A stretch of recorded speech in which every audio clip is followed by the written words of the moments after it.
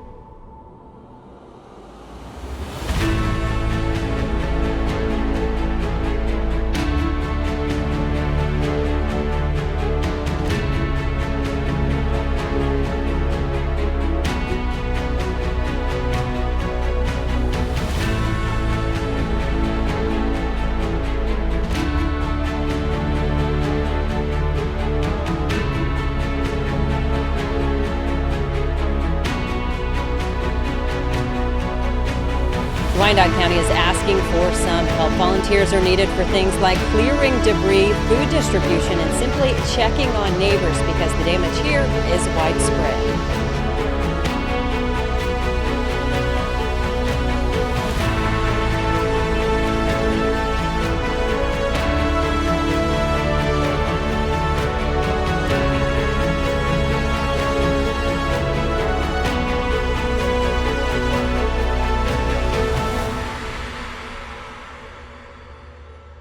It's been more than a week now since severe storms tore through Kansas City, Kansas and Wyandotte County.